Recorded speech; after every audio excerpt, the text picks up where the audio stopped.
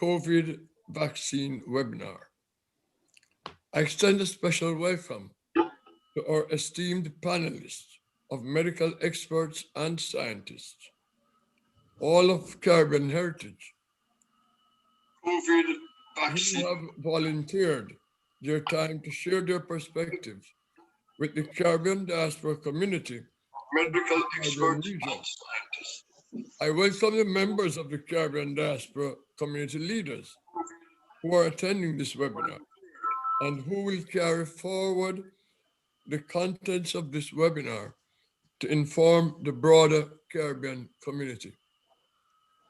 Why this webinar?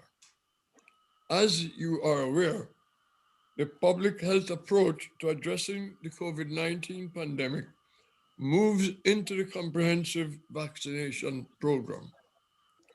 Community engagement and trust building is an imperative.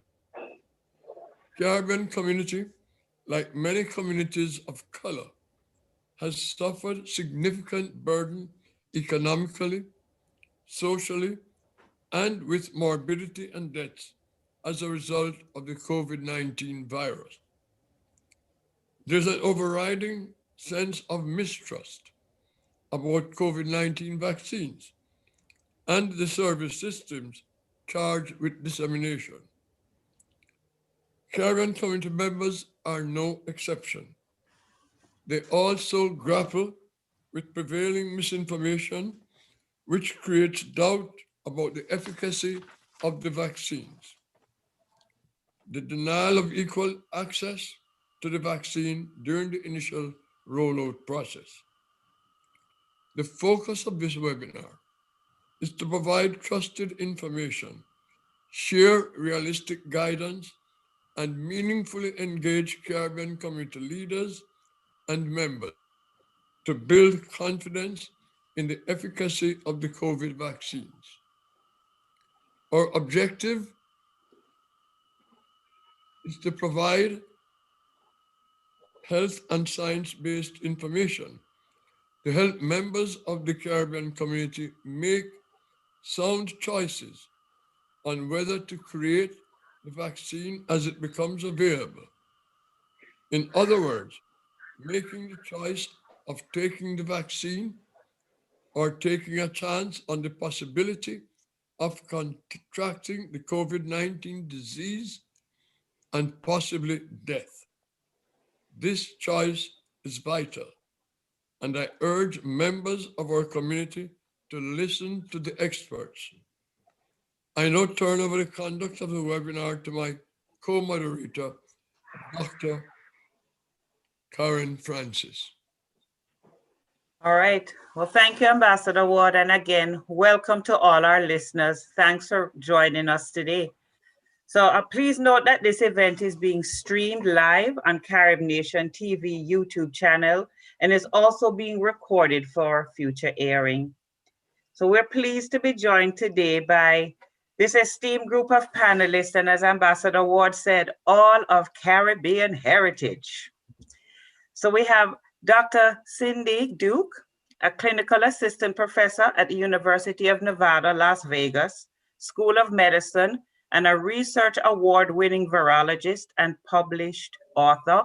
And we're hoping that Dr. Duke will be able to join us soon. We have Dr. Gary A. Rule, an internal medicine physician and public health practitioner. Dr. Rule also served as the Director of Health and Human Services in Hartford, Connecticut. Dr. Swinburne Augustine. Dr. Augustine is a research microbiologist and immunologist. And Dr. Cheryl L. Holder is a fellow at the American College of Physicians and currently serves as the Interim Associate Dean of Diversity, Equity, Inclusivity, and Community Initiatives at the Florida International Herbert Wetherm College of Medicine. And Dr. Sam Christian, a medical practitioner and organizer of the Caribbean Virus Defense, a widely recognized Facebook blog dedicated to promoting best practices and combating misinformation concerned with COVID-19. We're also joined by Dr. John Williams, an internal medicine physician in private practice. and Dr. Basil S. Morgan, Assistant Professor of Ophthalmology at Johns Hopkins University. Dr. Morgan is also in our private practice. So before we begin, just let me take a few minutes just to share with you how we're going to engage for the hour-long session that we have here today. I will call on each of our panelists who have about 5 minutes to share their perspectives on the COVID-19 pandemic and the efficacy of the vaccines. And then we'll have an opportunity for some community leaders who we know are just waiting in the wings to ask questions of the panelists, right? We want to keep our questions short and then therefore the answers brief so that we have enough time to accommodate as many questions as we possibly can. And then Dr. Morgan and Ambassador Ward, it will be your job to close us out today. So Dr. Duke, thank you for joining us. Good to see you. I know it's early there in Las Vegas for you, right? So, but I want to turn it over to you to get us started with the conversation. So thank you. Dr. Duke, can't hear you, unmute. Oh, there we are. Yes. Hi, everybody. Happy Saturday. Yes, I'm based in Las Vegas, Nevada, and I have a unique perspective when it comes to seeing COVID, following the data. I've certainly been following it here in the US and outside of the US, including throughout the Caribbean. And, you know, I definitely see how it's impacting across all age groups, including and especially amongst those people who are not white. So looking at communities of color, Black, Indigenous people of color, watching what's happened from COVID to now what's happening with the vaccines, the availability, the rollout, and the concerns amongst the community, including some of the vaccine hesitancy that we're seeing. In terms of the COVID-19, it has indeed disproportionately affected our communities. We have higher rates of not just infection and death, but higher rates of people now living with disability post-COVID, people living with the long hauler syndrome. We've certainly seen more Black and brown people who are pregnant having really poor outcomes as it relates to COVID-19 and pregnancy, including higher rates of heart attack, which is really shocking when you think about it in otherwise young and generally healthy Black and brown women. So that's very concerning. We've also seen similar trends when we look at children. So although we're very pleased to say that overall children fare better than adults, we're seeing though that the children who are hardest hit tend to be children who come from Black and brown communities. And we know that the reasons for that are likely multifactorial, including even some of our technology that we use to monitor the basics, which is oxygen level. It's now becoming clear that long-standing disparities in how we measure oxygen level, meaning the technology, have probably heightened some of the mismanagement that led to people of color being sent home and being told you're actually doing quite well, when in fact they were sicker and probably needed to, not probably, but needed to be admitted to the hospital, needed to be put on oxygen, needed to be intubated or put on a ventilator. When we think of Dr. Susan Moore and her story that has been so well documented, which is she was a physician of Jamaican heritage. She advocated for herself, and still we saw the unfortunate outcome of Dr. Moore. And again, it's because she kept telling people, I'm in pain, I'm not breathing well, and they kept saying, well, her numbers look fine. We now know from multiple studies and papers that have come out during the pandemic, but actually were around for well over 10 years, that the way we measure oxygen levels doesn't work very well in darker skinned people. And so really what we're here today to do, and what I'm hoping to do as part of the conversation, is to answer as many questions to help educate about how we can help stem the tide, which is thereby helping to decrease the disparity, the financial losses, the losses that will persist well beyond the end of this pandemic, the health crisis that we're facing, including mental health crisis that we're facing. So thank you so much for the opportunity to be here today. Thank you so much, Dr. Duke. Could you be kind enough to tell us a little bit about the vaccines? So we set a groundwork for everyone. the mRNA vaccine, what it means, and the efficacy of each one, so we can springboard from that. Sure.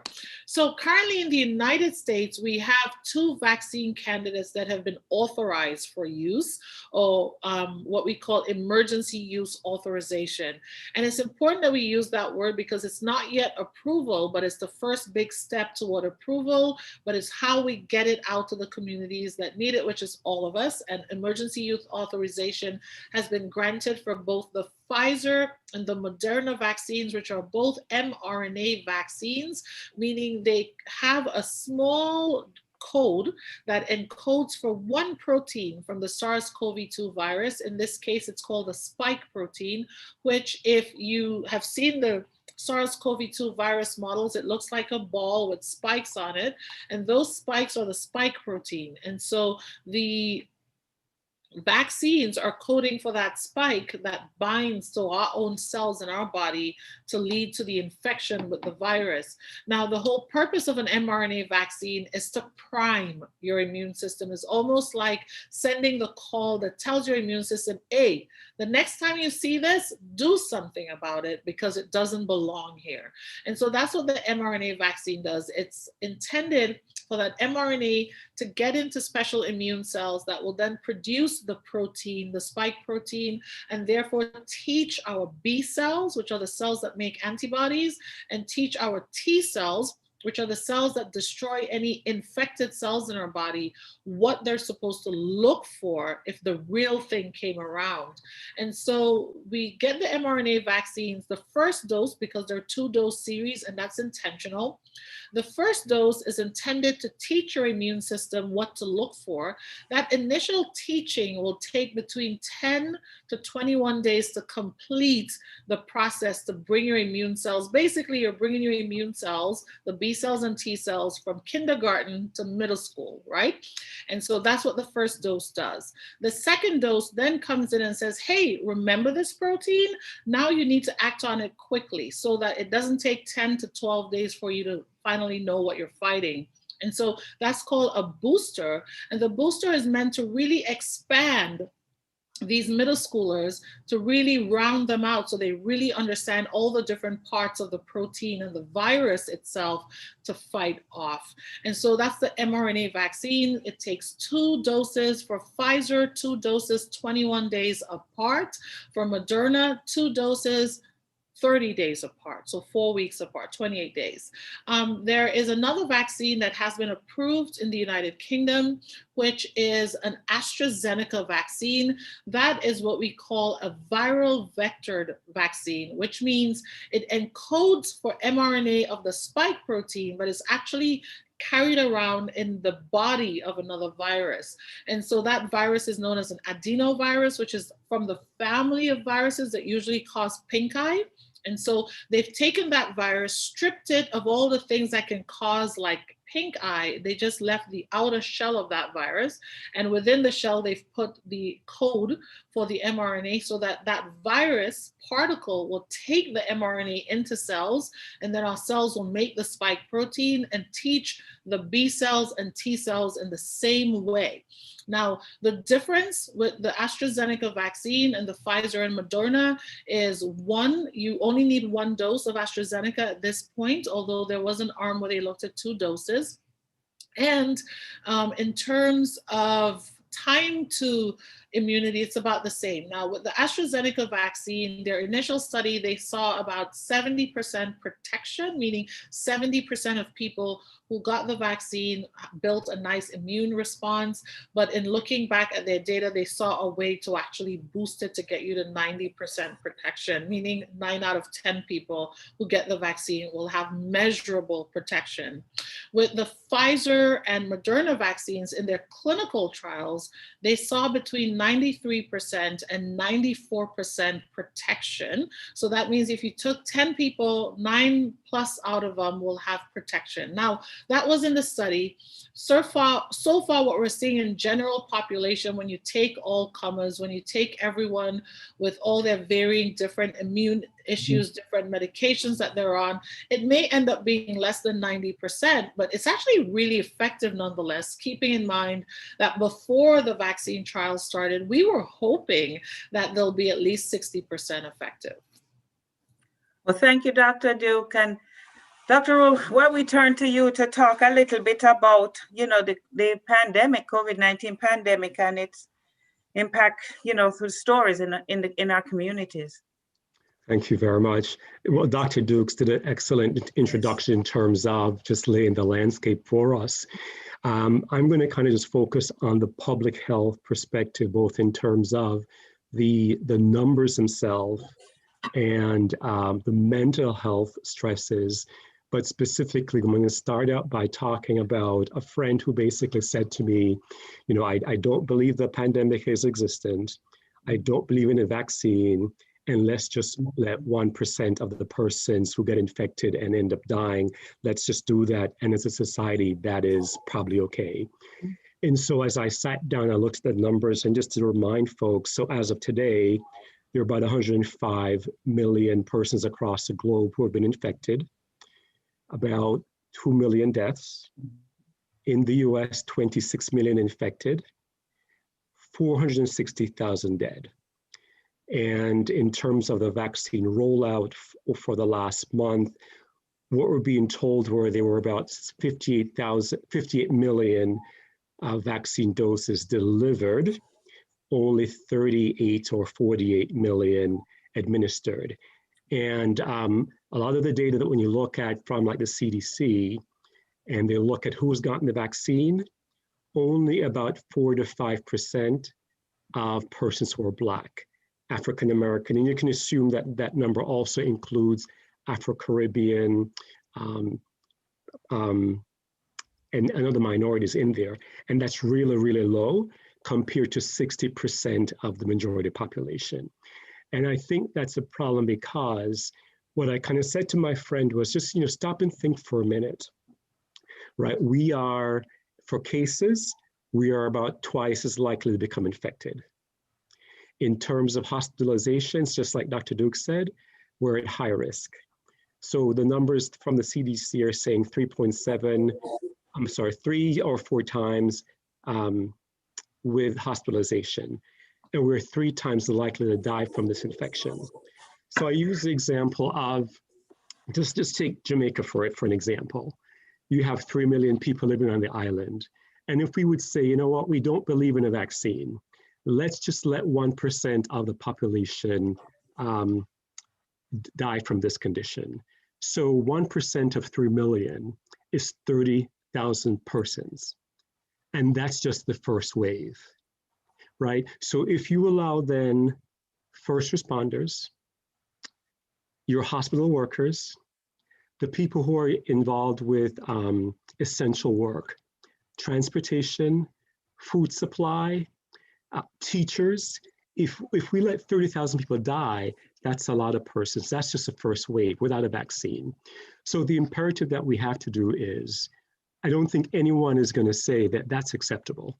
That would let 30,000 persons, our families, our friends, our loved ones, or children pass away, first wave. So I think that's not acceptable. We know vaccines work. We've been doing vaccines for hundreds and hundreds of years. Well, not 100 a year, but for a long time. The other panelists who can speak specifically about why this vaccine, the acceleration in terms of just how that happened. But we know vaccines work. I think as a society, we would say it's not acceptable to allow that many persons to die. And if we have an effective treatment, we should use what's in that toolkit to help us prevent those. So the vaccine, in addition to masking, hand washing, social distancing, is really, really important. So that's kind of what I would just say in terms of that. The other thing I think, again, as Dr. Duke said, the pandemic has kind of uncovered the structural, and I'll just say what it is, structural racism in healthcare.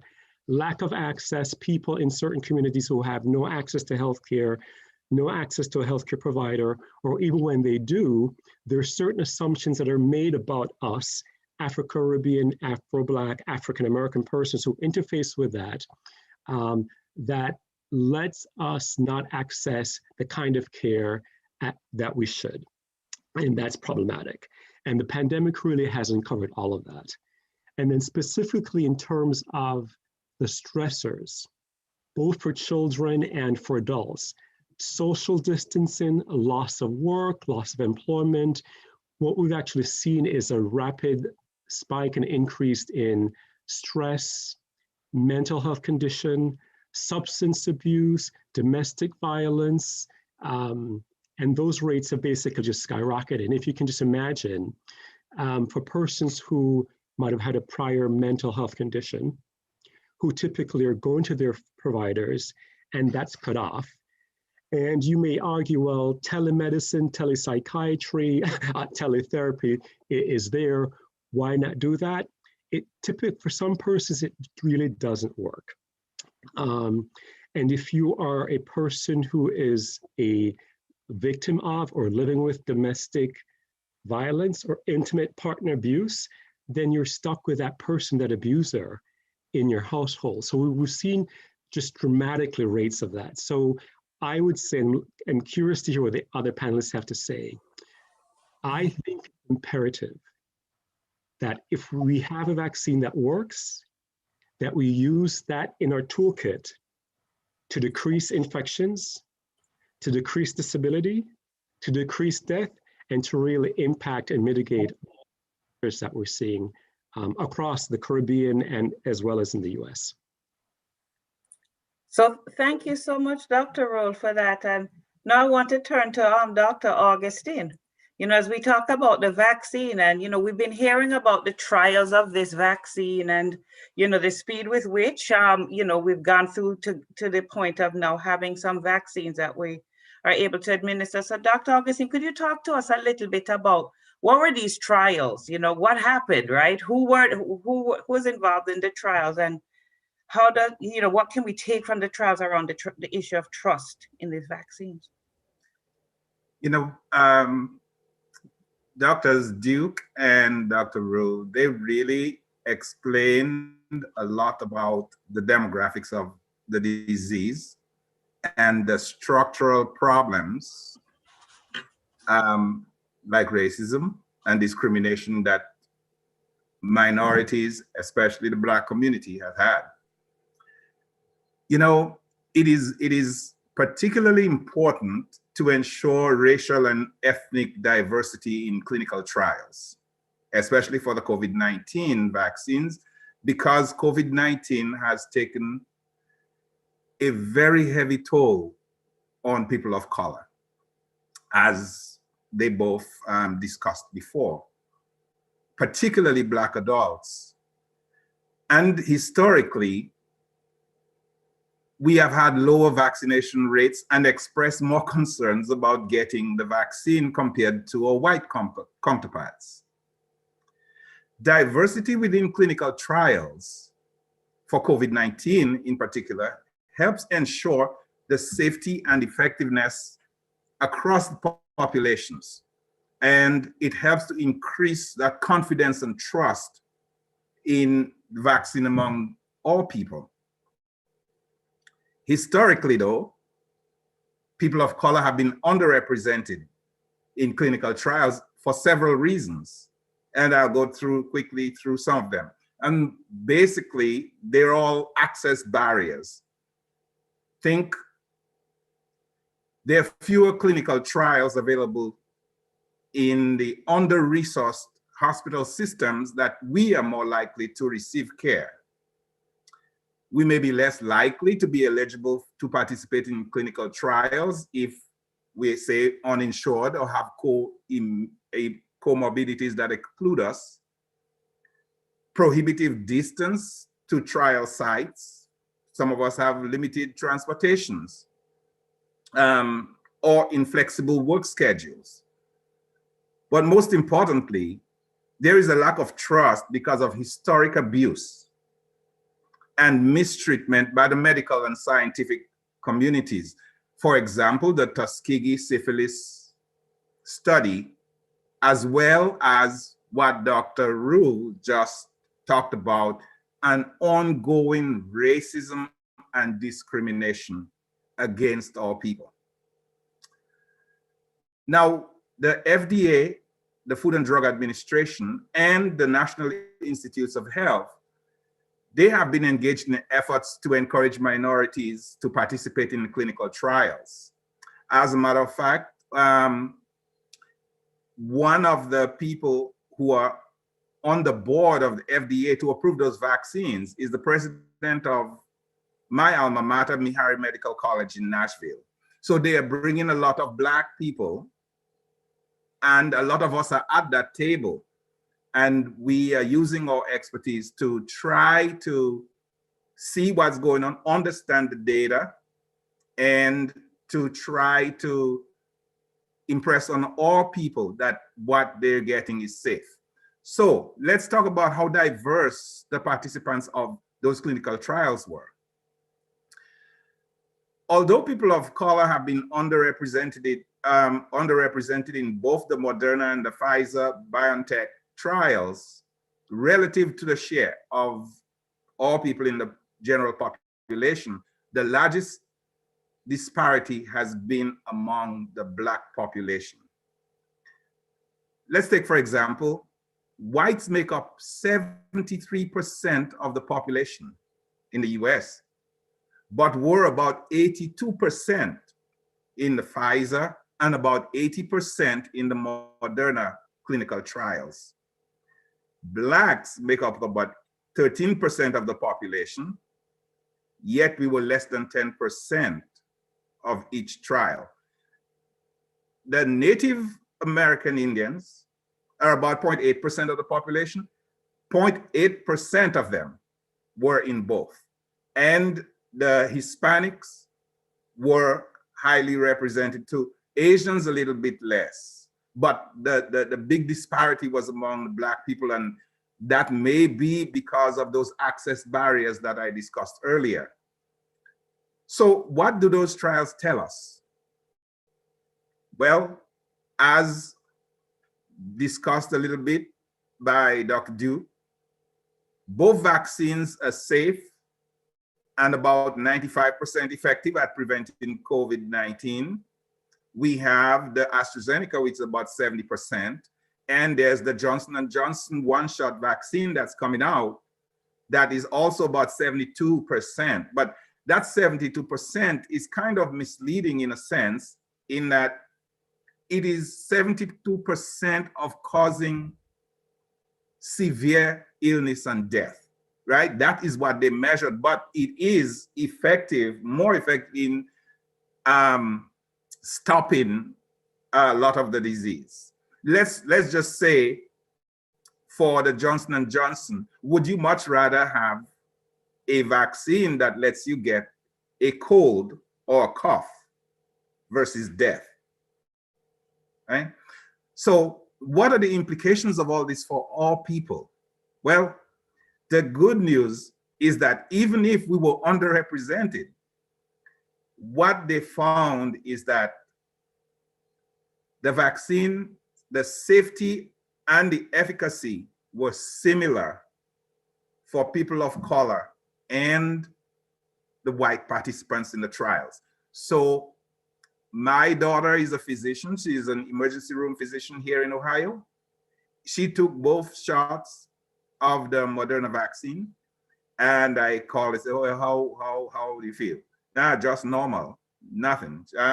So I would encourage all people, look, like Dr. Rule said, you do not want to take that risk of catching that disease. It is a roll of the dice for your life. It's a 50-50 chance that you will survive versus a 96% chance if you take the vaccine. So that's my encouragement to you. It is safe, and as soon as I can get it, I will take it. Great. So thanks again, Dr. Augustine. So I want to turn to you now, Dr. Holder, right? Given what we've heard from Dr. Dew, from Dr. Rule, and even Dr. Augustine, what's this issue around vaccine hesitancy, right? You know, we hear, you know, almost daily, you know, conversations around, you know, members of the community, members of, you know, Black and brown community, and even the Caribbean community, hesitant about getting the vaccine. Talk to us a little bit about what that is. And good afternoon. Thanks for being here. And I think all the previous speakers have as pointed out some major issues that leads to vaccine hesitancy. And all my patients, I understand any kind of hesitancy with any new treatment that I'm giving you, any new drug. It makes sense that you're going to ask me and be a little bit concerned, which is what I want you to be. Because I say, you decide you're going to take any treatment, you have to look at the risk, you have to look at the benefits, and you have to look at the alternatives. And when you look at all of those and you with an open mind, you will then be able to come up with the best decision for you. So what would make people think this is so risky? We've heard it, mistrust of the health system, from the past Tuskegee to the present, where many of the population that we talk about really don't have access to good health care easily. Uninsured rates are higher in Black population. And when they do seek care, we see instances of Susan Moore. We've heard of Serena Williams. It's all through our communities. So yes, we're going to have some concerns. And then to see a doctor who looks like me, Dr. Augustine said his daughter is an ER physician. I'm an internal medicine physician. Black females make up 2% of the physician population. Overall, there are about 50-something thousand Black doctors that are practicing. So if you come into a system and you would love a trusted messenger, you're not going to see that. So then you worry about the message that you receive. So you're in a system, you're underrepresented, underserved, and your messenger may not be so fully trusted. So it makes sense that you would have concerns when the system suddenly tells you, I have something that could save you. But that's one of the risks. One of the other things that we deal with is our culture. And there is a very healthy respect for alternative medicines in much of the island population. And I respect it because in many ways, the foundation of some of our treatments come from these herbal regimens, come from an understanding of these alternative ways. Now, when we take it to the extreme, then it's where we have a difficulty. And that's been a barrier where many folks want the natural way. Now, this is not just in Blacks, because there are a lot of other anti-vaxxers and people who want the natural way. And when I often tell them about the vaccines, that it is probably one of the most natural ways we're ever going to fight disease, because we are priming the body to be able to fight with its own defenses against a new infection. Now, we wouldn't have needed a vaccine if we had a treatment that I could give you 2 pills and get rid of it. We don't have that. And if your body had seen this virus before, but that didn't happen either. That's why we call it the novel coronavirus. It is brand new to the entire 7 billion people on this earth. For us to be able to go back to a halfway normal life, 70% of the 7 billion people on this earth would have to have been exposed to this virus and gotten through it. If we don't have something that stops severe disease, we don't have effective treatment, and we don't have a vaccine, too many of us will die. And every day I know of people who are dying, and it may not be the 1% that you think it is, but it's often your family and friends. So we look at also access. So how would you, even if you think about it, how do you access this vaccine? And that's where, again, we saw the inequities in the distribution of the vaccines, where it went into richer communities, because they already had the hospitals, they had the doctors, they had the resources, and the people in charge often don't think about the other folks as quickly as they should. But this is one infection that we have to realize that if all of us are not protected, or all of us don't find a way to stop getting this infection, we're going to produce a super variant that these vaccines won't work for. So we must move quickly that all of us get immunized. So if you've never had it, you don't get it. And we use as much protection until we get to that point, so we don't continue transmission and replication of this virus, which will then create a variant that any of our vaccines don't work. So vaccines, when you look at the risk and the benefits and the alternatives, we really don't have effective alternatives. So whether it's moringa, whether it's, I've had so many things come through my WhatsApp that is supposed to prepare your immune system on its own to fight it. That might have worked if your body had already started fighting it, but it doesn't work because this is a novel coronavirus. So if we don't look at the benefits, that it outweighs the risk, because it is a new vaccine, but what we're seeing now, there's not a lot of major effects. And long-term, we don't know, but I have a patient who says, you know, long-term, it might make me live longer. That patient is probably on the money as much as a patient who tells me it might kill me, because we really don't know. But what we do know is that if we don't get it, if you get it and you're older and you're sicker, which is a lot of Black folks, even when they're young, your chance of severe disease and death is way higher, and the data is clear. So the vaccine is the risk of the vaccine is sure lower than the benefits. So that's why I work it through and I said, I think you got more benefits by taking this vaccine and protecting all of us than worrying about whether it's going to kill you 20 years from now, because we know if you get it now, it might kill you now. So risk benefits alternatives, the culture is real, but I think together we can make this work. Thank you. Dr. Holder, thank you so much. And so I want to turn to Dr. Christian now to ask, you know, where in our communities do we go to get trusted? Where can we trust, you know, to get the right information, the necessary information about the vaccine? And, you know, how do we get, you know, vaccinated? So, I want to turn that question to Dr. Christian. I see that your camera is off and you're on mute. So could you talk a little bit about that, Dr. Christian? Karen, I suggest that you go to Dr. Williams at this point. All righty. So Dr. Williams, you know, as a internal medicine physician in private practice, you know, what is it that you're hearing from some of your patients as they are coming into your office, right? And grappling with this idea. And then Dr. Christian will come back to you. Okay, well, let me first of all thank you for inviting me to this forum. This is certainly very important for our people. And as has been mentioned before by many of the previous speakers, there is certainly a lot of misinformation out there, a lot of cultural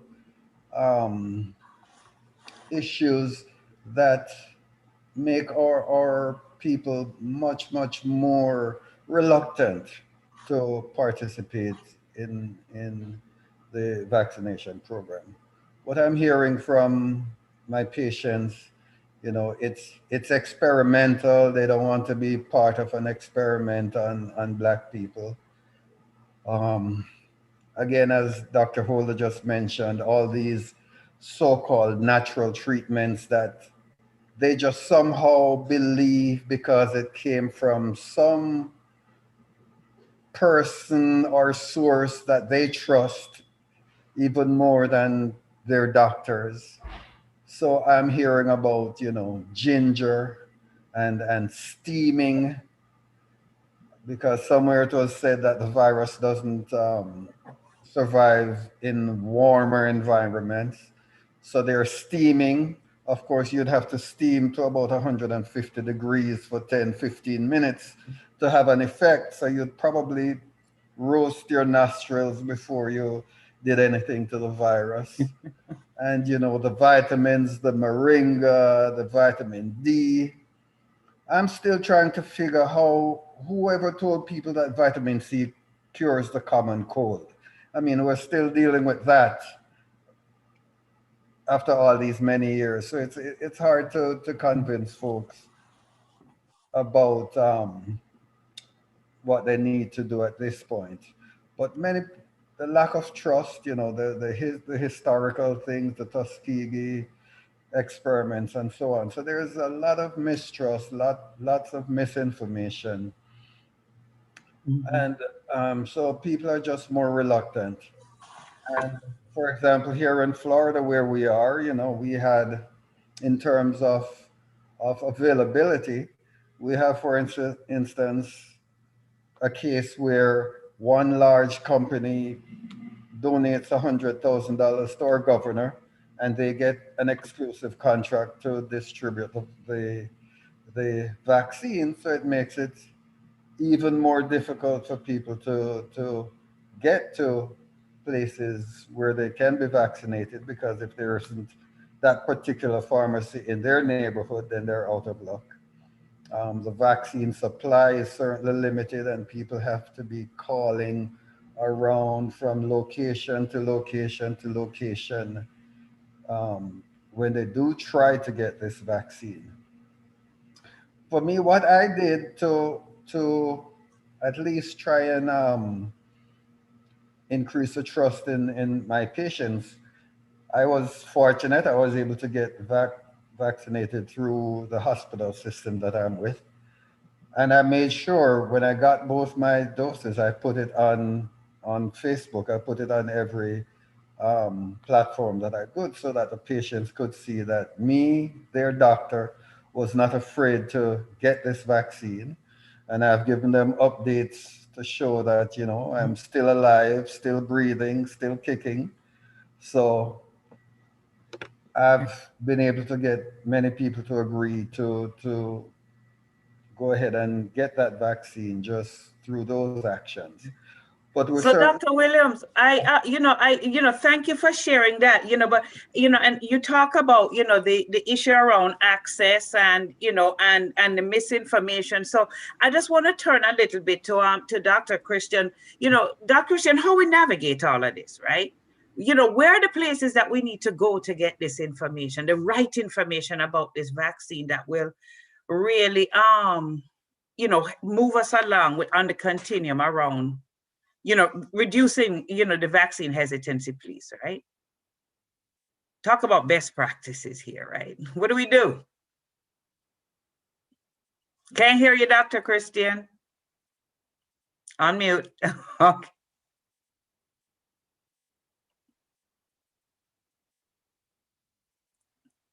No, still can't hear you. If you just look at. All right, how about that? Beautiful, thank you. Okay, good, Excellent. yes. So let me first of all thank Ambassador Ward for having me on this very distinguished panel. It's wonderful to be surrounded by such brilliant people, and I've been listening closely, and I'm sure all listeners are also learning a lot. But Ambassador Ward, a lot of us will be accused of being paid big bucks to promote the vaccine. So if you receive the scotch, you can put some in here for me. But really, everybody is doing their very best to volunteer their time and their knowledge. And it's actually very tiring to constantly trying to push back against this massive tsunami of disinformation that we have out there. Every 365 days, before the ball is dropped, we see the New Year's celebration marching across the globe. Before we pop that champagne, before we sing Auld Lang Syne, we see the celebrations in Sydney Harbour and the iconic Opera House with its shells and everything. We see the celebrations erupt at the Burj Khalifa Tower in Dubai, the tallest building in the world. We see it in Cape Town at Table Mountain. We see it in the Eiffel Tower. We see it on the London Eye before it gets finally to Times Square. And in like manner, COVID-19, we watched it march across the world. And when in China, we saw all those videos about people falling in the streets, what was our reaction? Our reaction was an explosion of memes and jokes and cartoons about China, disparaging the culture. I remember one in particular where a bowl of soup, and this bat is reclining in the bowl of soup, and an attractive Chinese lady just about to licking her chops, about to dive in. We watched as the COVID-19 brought the proud nation of Iran to its knees. We watched as Italy was begging, their colleagues in Britain, your time is coming, your turn is next. What did we do?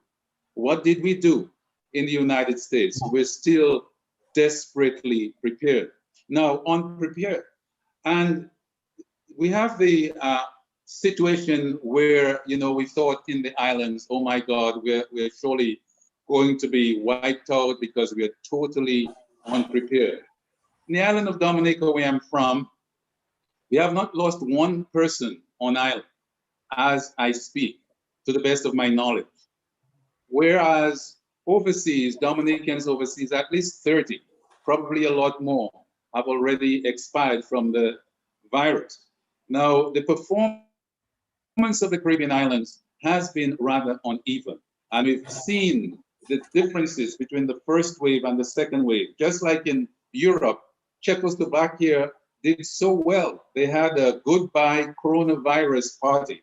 The president went on vacation and everything was hunky-dory. And then in the second wave, Czechoslovakia, or the Czech Republic, to be more precise, was really crucified. So that's what we are seeing here in the Caribbean, that second wave. And as that virus marched across the world, that's when we decided to form, in the first instance, the Dominica Virus Defense, DVD. But the interest was so great around the Caribbean that we renamed it the Caribbean Virus Defense. DVD is passé anyway. And we were focusing on promoting best practices, looking at cutting edge strategies. I had a lot of patients, especially foreigners, who were very worried about the capacity of our healthcare system to treat them should they have COVID. And all of them, we stocked them up on hydroxychloroquine and zinc and azithromycin, and they felt, well, at least they stood a chance. So we have a situation where in the Caribbean and in many other countries, we are fortunate to have the Cuban Brigade. But also we have a lot of talented Dominicans, like Dr. Augustine himself, overseas, a lot of people who are contributing. We've been fortunate to have the head of the Pan American Health Organization, Dr. Clarissa Etienne, and I think she has been very diligent in focusing on the Caribbean to make sure that we are as protected as can be. So we're dealing with this constant threat of disinformation. Early in the pandemic, in March, there was a tourist ship that was refused out of Barbados, refused out of St. Vincent, turned away from St. Lucia, and was going to be accepted in Dominica. And I said, no way, no way. We said that we're going to prevent that ship from docking. I spent a very restless night. I said by 5 o'clock, I'm going to be down at the port. Whoever joins me, even though we have to bombard this tourist ship with ping pong balls, that is what we would have to do. And so when I got on my WhatsApp about 5 o'clock, I got very welcome news that finally the cabinet had met and decided to turn away that ship. So being dependent on tourism puts us in a very vulnerable situation. And every time they try to open the borders, we have more cases coming in, testing positive, and exploding into the population. So that is where we are. I think the main thing that we are concerned about is how to prevent the spread of the disinformation that is going on. Remember, at the beginning of the pandemic, there was a time when we thought that melanin was protective. Isn't that correct? We thought that, hey, we're not going to get this stuff because it was a warm climate, and because of this and that, we felt that we were protected. But I encourage people to, to use the fact checker. A recent one was about gargling peroxide and sniffing peroxide, which would be detrimental to the respiratory passages. And, I went online and there it was, it had been fact checked and disputed. There's a whole Wikipedia list of several dozens of disputed hoaxes and fakes and fake treatments and so forth. And I will close by saying that I was at the bookstore one time, and there was this lady who was giving the young security guard a hard time about wearing a mask. You know, and from the way she was dressed, I could tell that she was a church person, and her language that she used with the exact QAnon talking points straight from the evangelical community of the United States. And I got so tired because she was holding up the line, and I said to her, just wear the damn mask. You know, I've been a surgeon for over 35 years, wearing the mask several hours a day. No carbon dioxide is impairing my health, you know, and I'm probably healthier than you. I felt a little bad that I was harsh on her, but this is where we have to draw the line and be very firm with our colleagues that we have to follow the science. Right. And as others have said, we have, unlike the Tuskegee experiment in times past, we have people, leading scientists, who are on the cutting edge in development of the vaccine. And we have to reference that the first vaccine known in history was the slave Onesimus in Boston during the 1721 pandemic, when 30% of the population of Boston in that time was totally decimated. People were fleeing the city. And he said, back in Africa, we had this thing where we would rub the pus from an infected person onto a scrap, and these persons were protected. Now, his master, the Reverend Cotton Maher, he was, you know, he bought into this and he tried it, and he received a lot of death threats. His home was attempted firebomb and so forth. And so all the people who are standing up for the science are facing great adversity. Who are the two most hated people in the world today? Probably Dr. Anthony Fauci and Bill Gates. You know, so Dr. Christian, we really have to stand for this. So as you know, I'm looking at the time here, and I want to, you know, turn this over to Dr. Morgan and Ambassador Ward. But you know, what I think I hear you saying is that piece around the accountability and the sticking to the science, right, as our guide as we go through this. Yes, right. The science Absolutely. is what's important. Yeah. So Dr. Morgan, turn it over to you, sir. And we can't hear you. You have to unmute your phone. Yes, Dr. Dr. Francis and Ambassador Ward, I'm happy to be participating. My job was to ask a few questions, but we have and wrap up, but we have a shortage of time. So I'm gonna ask a few selected questions which I thought were of import. And the first one, and please make your answers as short as possible. Dr. Duke, how long do you think this virus is going to be with us? Good question. You need to unmute. Usually I remember to unmute. So I definitely think we're looking at easily another 24 months as if we continue at our current pace of vaccine rollout and availability. We're definitely facing a world of two when it comes to finances, right? So we have those who, when it comes to economic wealth and countries, you have those who are, I would call, north of the economic border, and those who are south of the economic border. And then even within countries, we've already talked about the economic disparities that then further layer onto the distribution issue. And so what we're looking at, even in the United States, unless, and I say unless because there are a lot of people, including myself, who are part of a movement called the #People's Vaccine movement, and we're pushing for President Biden and for a number of other stakeholders to increase distribution of the vaccines, particularly the mRNA vaccines at this time. We know AstraZeneca's vaccine and the J&J vaccine will be cheaper to produce, but we do have some issues, which is there are certain populations that won't be able to take those vaccines. So we need more of the mRNA vaccines because you can give it to more people in a safer, when it comes to side effects and expected effects from vaccines. And so that's the big thing. But I think it's easily 2 years. And if we don't fix the distribution inequity that we have right now, particularly with countries that want it but can't afford the vaccine, we could easily be looking at 4 to 5 years, easily. Before Thank you, Dr. the Dew. world Dr. Augustine, none of the vaccines have been tested in children, and or we don't know anything that much about pregnancy with it.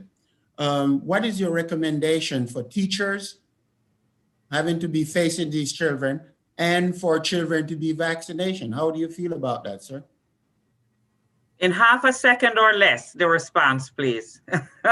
Teachers should be vaccinated because they, by being vaccinated, will protect the children. Mm-hmm. That's part of the herd immunity that we talk about, right? So the children are less likely to spread it, or to be infected by it, but we still don't know. Pregnancy, we don't know yet what the implications are for them, but they are studying it now. So we should be able to get more data as we continue to vaccinate people. Nice. Great. Thank you. Do I have time for another question? Yes, one more question, Dr. Morgan. And if it's a quick one, even one more, but let's make this quick, right?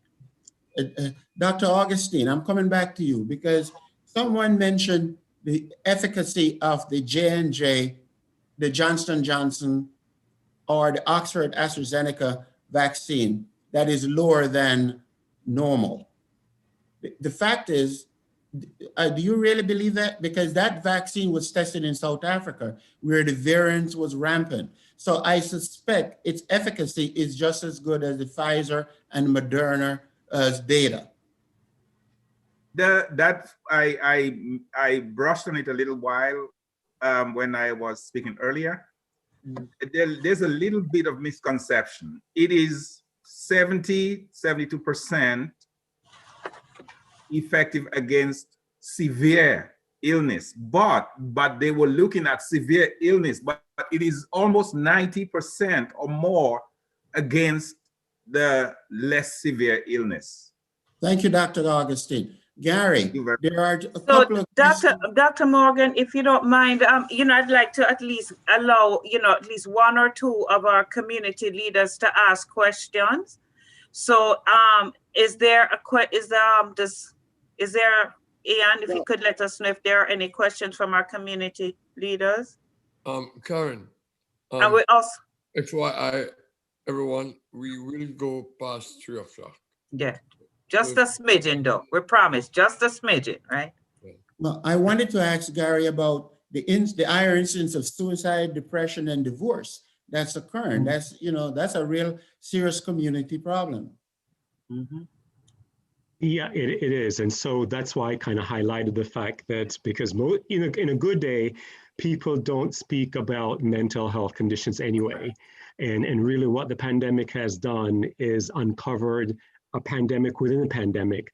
And we need to be able to address this forthrightly and to offer people solutions so that they know that this is a problem. Mm-hmm. One more question, please, Dr. Morgan. Oh, I thought you told me I was. Yeah, just one, because we'll ask Ambassador Ward to close us out at the top of the hour, which means we have a minute, a little less than a minute.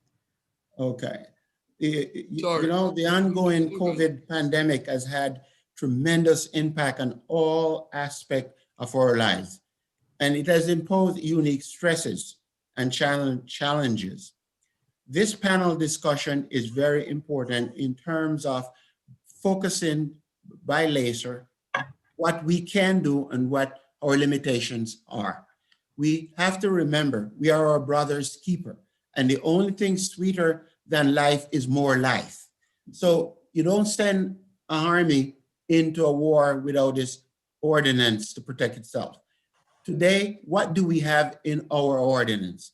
It is hand washing, masks wearing, social distancing, and take the vaccine.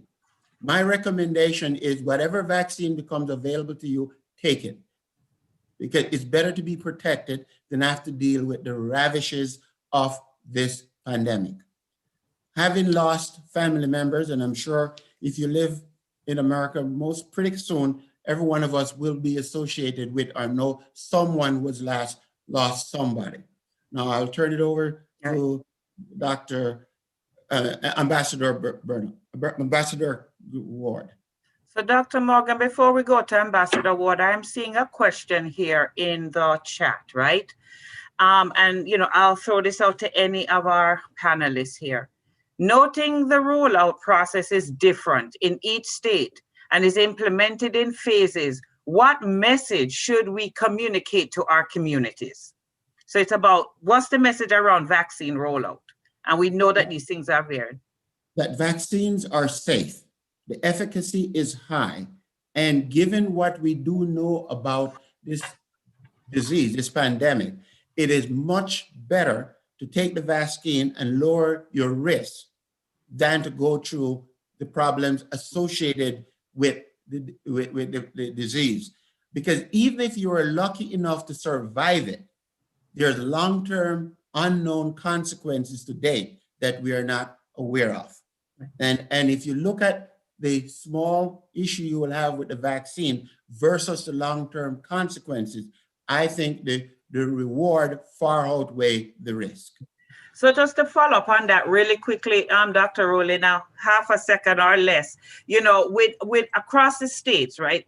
Again, the rollout, and generally it's the Health and Human Services Department, or health departments in each of these states at the state and local level that are very much responsible for this vaccine rollout, or at least managing the process, right? So what would you say to the average citizen that joined us on the call today about where is it that they need to go to get information about when it's their time to take the vaccine and what should they do?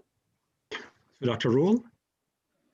Yes, Dr. Rule. Yeah, so the places that you can go to are the CDC has, the website is good for information.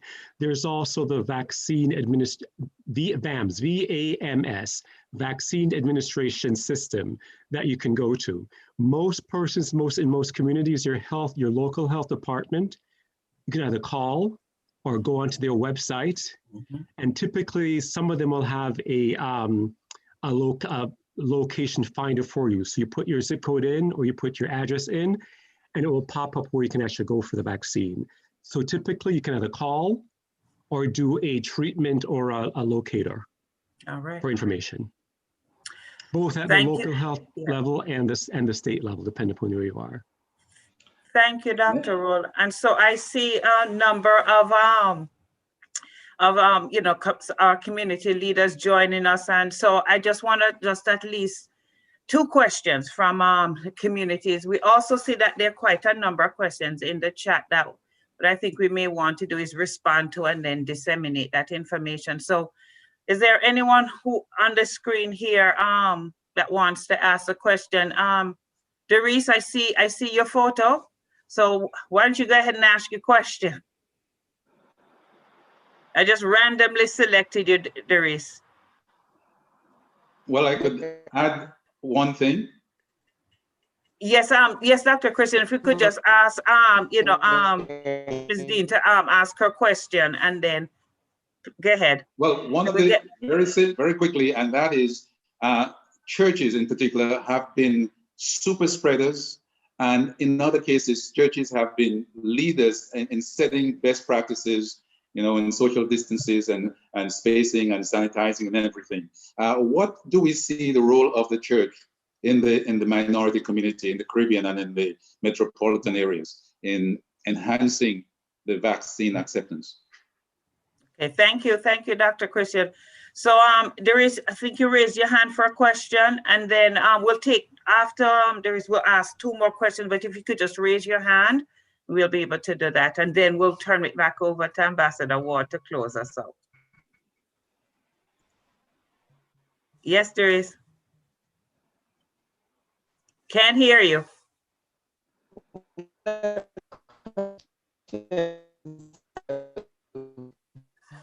Doris, I think you're having a bad connection, so we can hardly hear you. So we can hardly hear you. So I'm gonna go and ask, is there anyone? No, we can hardly hear you. It seems to be a. Can I say something about the churches? Oh, okay, yeah. Go ahead, Dr. Holder, while we are. Yeah, Dr. Christian asked about the churches. In Florida, the churches are now playing a big role in being the sites for collecting the names of private owner. So if you're not talking, could you be on mute? Dr. Holder, go ahead, and then we'll come back to you, Dori. Because the rollout was done so inequitably in the beginning, the churches have stepped up and are now the sites for many of for collecting names of people who are eligible and being the vaccine sites. I was with a program where we educated 30 church leaders so they could take the message to the community and on Sundays on why the vaccine is important. So the churches can be a huge role in our communities by getting them involved, educating the church leaders, and then they be trusted messengers, because we have a problem with trusted messengers in our community. And that's an opportunity that everyone should really bring into the education message around the vaccines. It's really about leveraging those cultural brokers, those natural leaders in our community, right, Dr. Holder? All right, yes. So one more question. I see some faces. Want to raise your hand to ask a question? I see Dr. Dunkley. Go ahead, Dr. Dunkley. Thank you so much, Dr. Francis. Excellent forum, just really amazing for our community and very timely. My question to the panelists is, how do we talk about the mutations that has taken place in terms of the virus? Because as we're rolling out the information on the vaccine, that is always a rebuttal or some concern that the vaccines may not be effective in terms of the mutation, the variations that is taking place. But again, just really an excellent, excellent forum. Thank you. I can take that question. So the first thing is to explain to people that viruses mutate on a continuous basis. Every time a virus enters your body, as it makes more of itself, it's mutating. And so there are thousands of variants. In fact, we have over 4,000 variants of this particular coronavirus circulating around the world.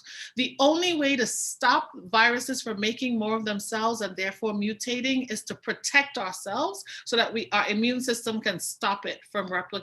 So the only way we can effectively do that is getting vaccinated. So when someone says, I don't want the vaccine because I'm not sure what about the other variants, is the rebuttal is actually the faster we get immunized, the more of us who get immunized, the faster we can curb the spread of the virus and therefore the replication of the virus. And that's when it mutates. So we've got to stop the mutation, which is stop its spread.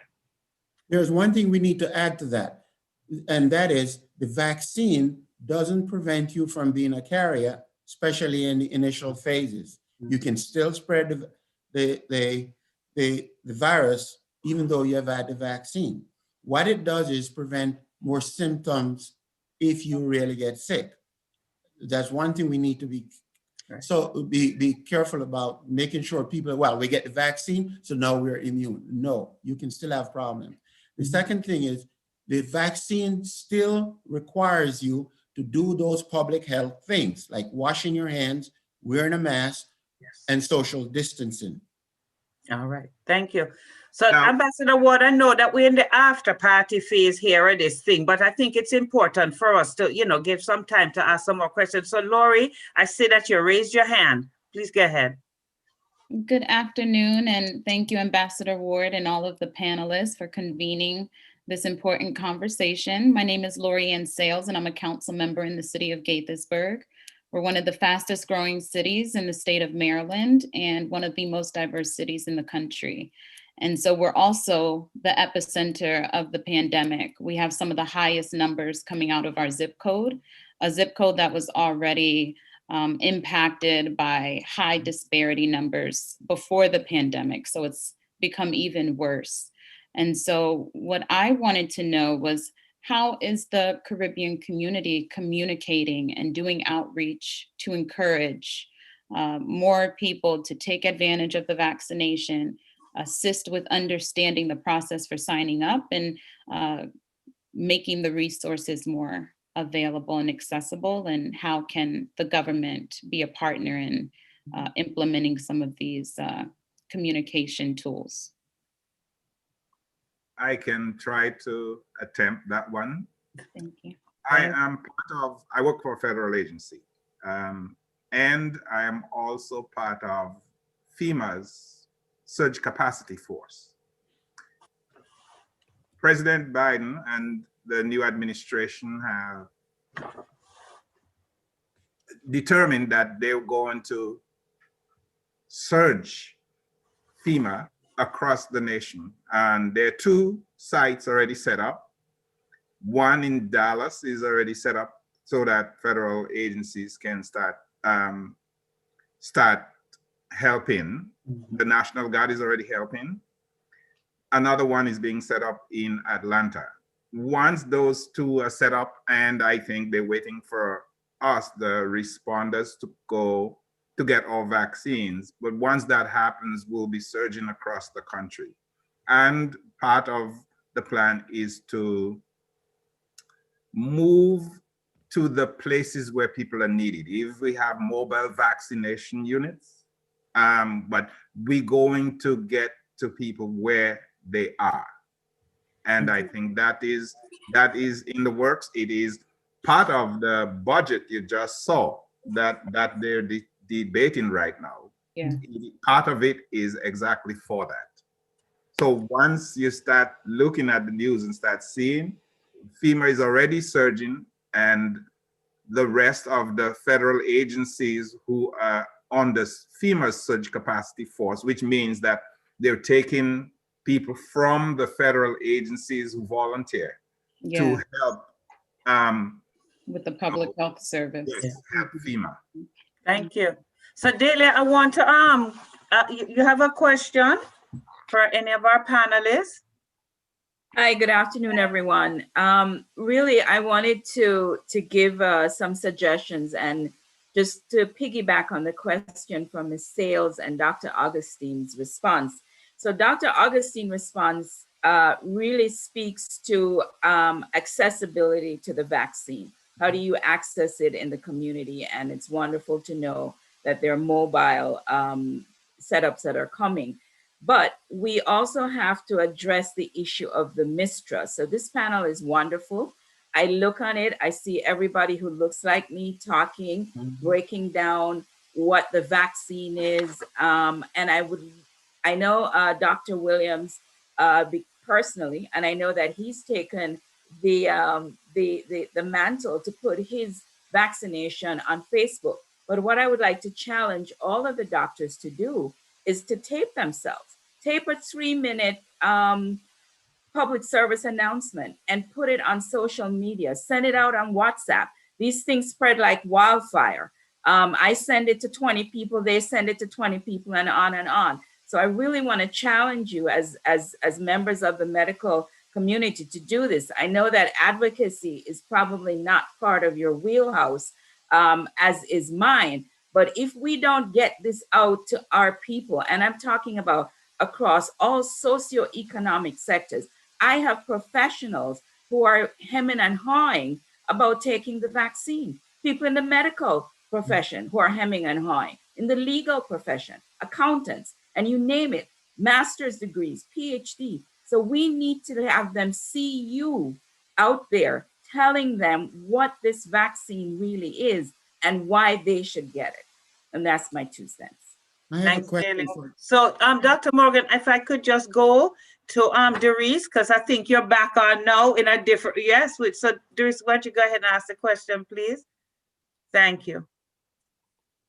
You have to unmute, though. Still on mute. Okay, is that better? Yes, thank you. Okay, wonderful. Thank you. Yes. The question I wanted to ask that I have been asked is, how long will the immunity last? Will we have to get a vaccine every year like we do with the flu vaccine?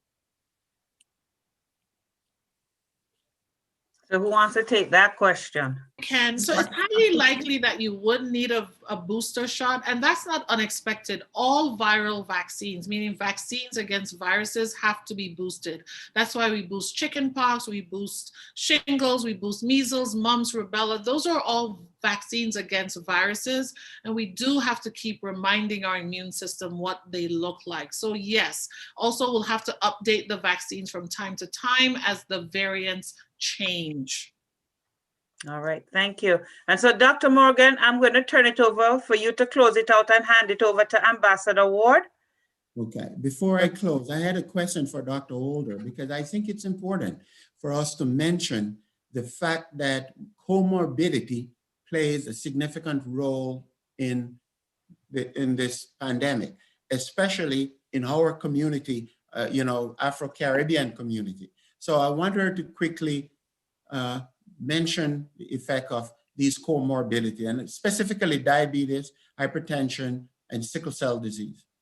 Yeah, absolutely. There's some data on the physiology of it, on receptors and how many receptors are present. So when the virus comes in, if you have a lot of receptors, you'll get a worse infection.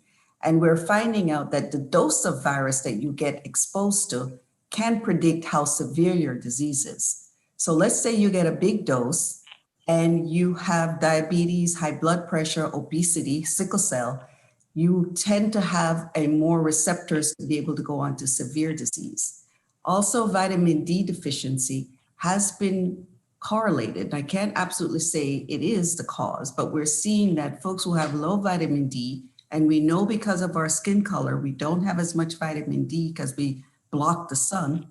So low vitamin D with obesity, high blood pressure, diabetes, and sickle cell puts your immune system at a lower ability to respond. And if you get a large dose of the virus, which is what happens because we work in the environment, we're in living close quarters, we're exposed to more of the virus, it leads to Black and brown people who have these problems dying at a higher rate. So that's why we have to wear masks, because even if you don't prevent fully, you don't get as much virus coming out somebody's mouth and coming on you. So we need the mask and we need the vaccines, because there's more obesity in the Black community, there's more diabetes in the Black community, more high blood pressure in the Black community. And the history of that goes way back, but that's what it is. So you Black folks tend not to be as strong to be able to fight off this virus. And that's why you should get the vaccine, regardless of what everything else to fear of. Your body, the host, is just more susceptible to severe disease. And the vaccines prevent you from going on to severe disease and dying. So that's why you must get it. So Dr. Holder, you talk about getting the vaccine. So I want to turn, just to hear from Sonia Ward, from Mrs. Ward, and I would argue Ambassador Ward's better half, right? To share with us, about her experience with having gotten her first dose of the vaccine. I think it was a week ago. So Ms. Ward, please go ahead and share that experience with us.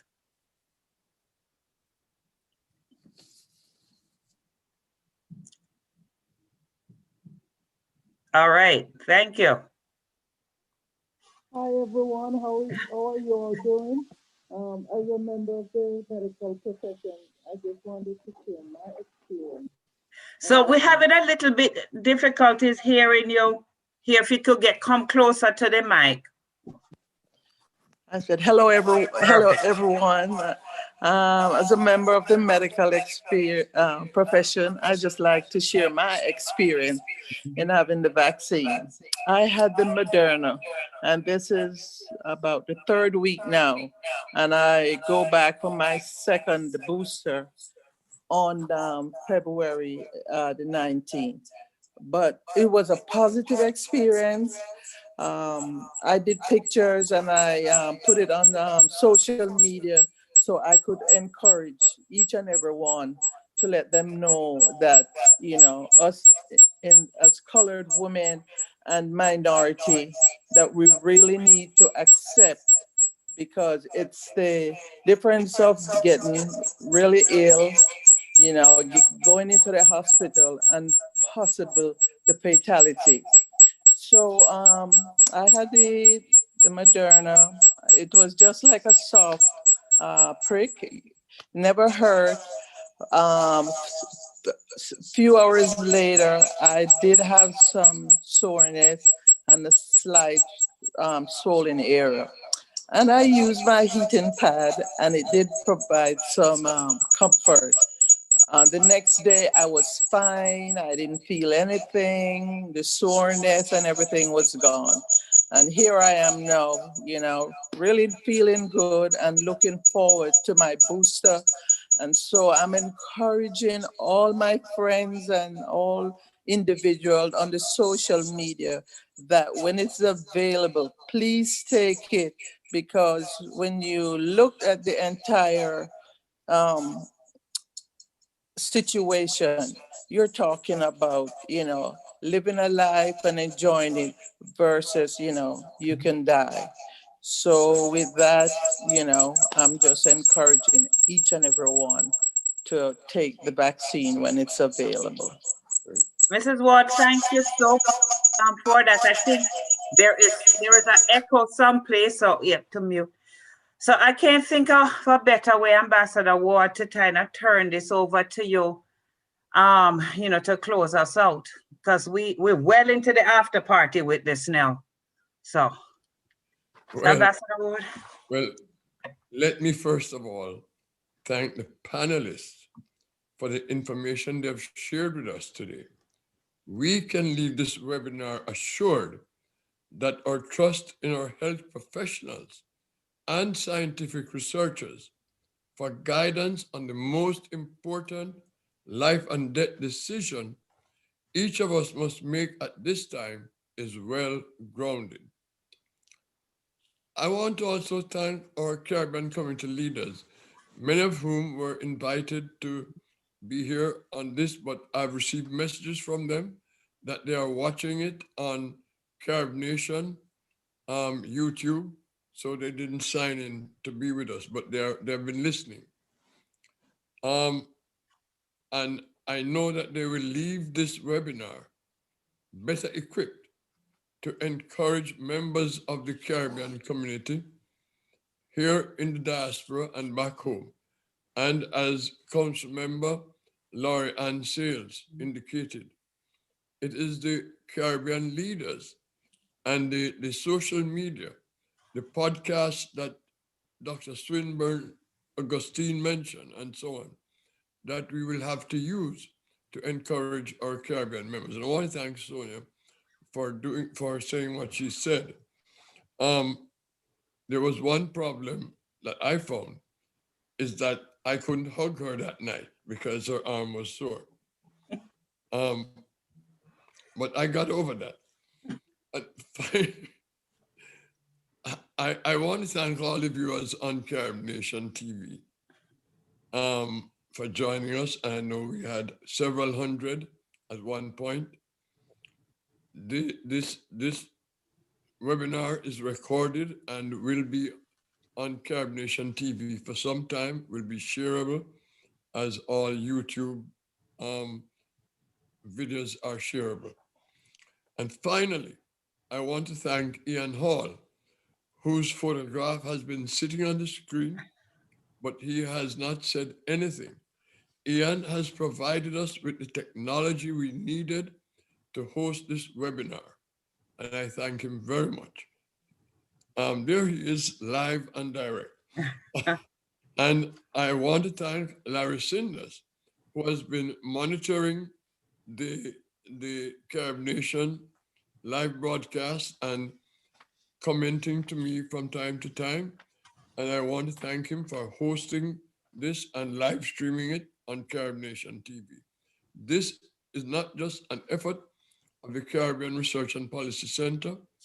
It is an effort, well, Ian is a board member, so he was obligated to help us. But I thank him anyway. Larry is someone who has been providing services to the Caribbean community through Carib Nation TV. And Darius Dean is one of the hosts. of Caribbean Nation TV. We are most grateful for them. And we can spread this continuously because it's recorded, it's on YouTube. And I encourage all Caribbean community members who are watching here today to share that video. Thank you so much. I just want to end with this message. Continue to wear a mask, stay safe, and be ready for the vaccine. Yes. Thank you very much. Right. All right. Thank you. Fine. Ian, you can stop the recording now.